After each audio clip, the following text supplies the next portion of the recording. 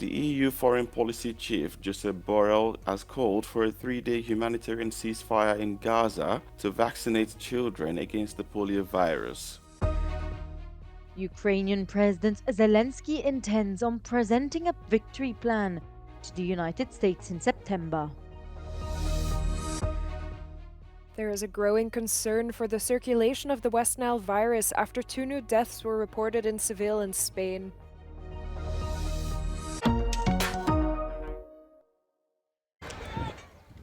The European Union's foreign policy chief has called for an immediate 3-day humanitarian ceasefire in the Gaza Strip to allow the population to be vaccinated against polio. In a post on social platform X, Borrell warned that the quick spread of polio threatens all children in Gaza, already weakened by displacement, deprivation, and malnourishment. UN agencies, World Health Organization and UNICEF say they are ready to vaccinate around 640,000 children. Aid workers warn that without a humanitarian pause, a vaccination drive due to begin this weekend could fail to reach enough children to stop the fast-spreading polio virus. A truce of 3 days is, first of all, totally insufficient to tackle the polio crisis in Gaza. And second, well, it's not a truce that we need, it's a ceasefire.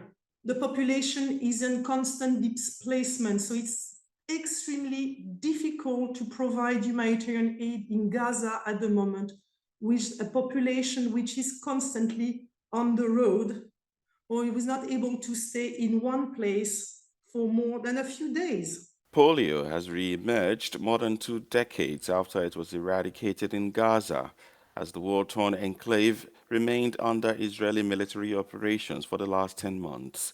The severe cases lead to irreversible paralysis.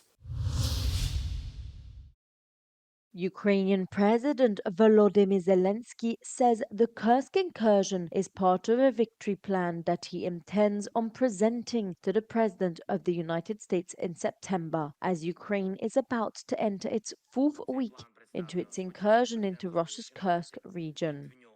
План підготовлений. Думаю, справедливо, якщо я цей план представлю спочатку президенту Сполучених Штатів. Від нього залежить успіх цього плану. Дадуть нам те, що в цьому плані, або не дадуть. A UN watchdog shared his concerns about the risk of a nuclear incident after visiting a plant in the Kursk region. He is particularly worried about the proximity of the plant to the military front and the potential impact drones may have. Core of the reactor containing nuclear material is protected just by a normal roof. This makes it extremely exposed and fragile, for example, to an artillery impact or a drone or a missile. Zelensky says that the Kursk incursion has so far averted the threat of occupation of parts of the Kharkiv, Sumy and Chernihiv regions. French President Emmanuel Macron is in the throes of once again trying to form government, as our correspondent from Paris explains.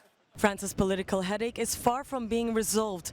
French President Emmanuel Macron relaunched a series of marathon discussions on Tuesday with various different parties in the hopes of forming a new government. On Tuesday, he received the independent and centrist group called Lyot, and on Wednesday he will be receiving the conservative right-wing party that was recently renamed as the Republican Right.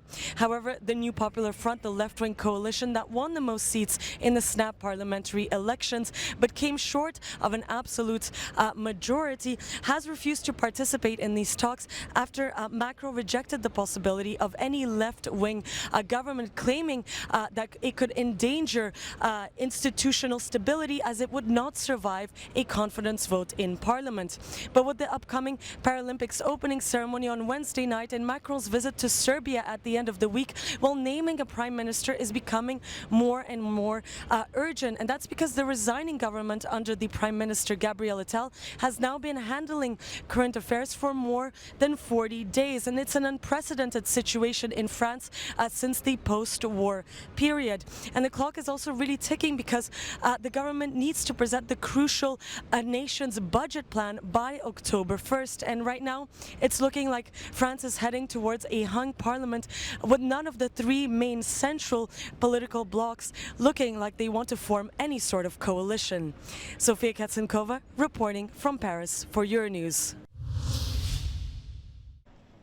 After a failed Syrian asylum seeker killed 3 festival goers here in the city of Solingen, Chancellor Olaf Scholz is saying that questions must be answered as to why the man hadn't already been deported. When officials tried to take him from his refugee accommodation and deport him to Bulgaria last year, he was nowhere to be found. And now, feeling the pressure from the far right, it's not just Germany that's talking tough on deportation. Other governments in Europe are too. Many governments around the Council, which is an institution, which is an EU institution, are obsessed with security, with the security dimension towards migration. And more than that, we are all aware in the European Parliament that there are many governments who see migration as a kind of a threat, as a kind of a menace, as a kind of a crisis to EU security or to EU identity. The Migration and Asylum Pact, finally approved in May after almost 4 years of negotiations, already seems to be unsatisfactory for some European states. They're asking for exemptions and new measures on deportations. And it's this last point that seems to be a crucial one. Some member states are aiming at the rules governing return of rejected asylum seekers to countries of origin or other transit countries. But also von der Leyen herself, the president of the Commission, has said very explicitly that she aims at finding a novel approach, at defining a novel approach to returns. Another side of the coin for European countries is getting Mediterranean states to stop migrants setting out for Europe in the first place.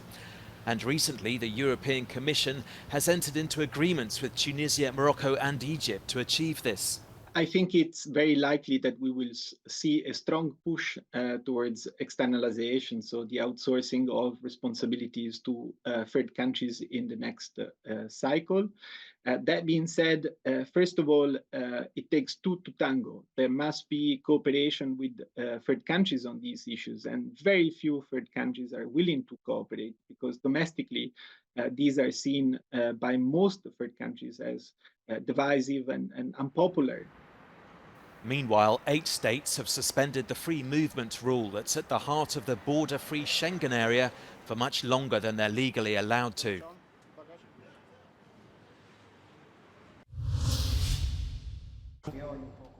There is a growing concern for the circulation of the West Nile virus after 2 new deaths were reported in Seville in Spain.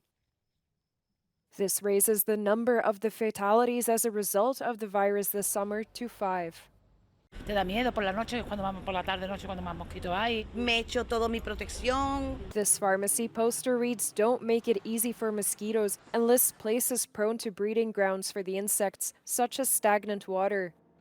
The mosquitoes were detected in towns near the Guadalquivir River, such as in Corilla del Rio. Earlier this month, residents of the town staged a protest and urged the government to take more effective measures. Romania also noticed a spread of the virus. The country reported 1 fatality and 22 infections since the beginning of the summer.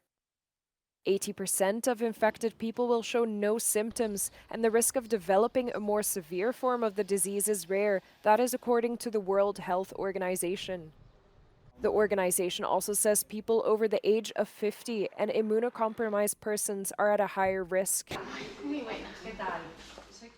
The best way to stay protected is to apply insect repellent, wear long-sleeved shirts and trousers, and when possible, avoid being outside between dusk and dawn.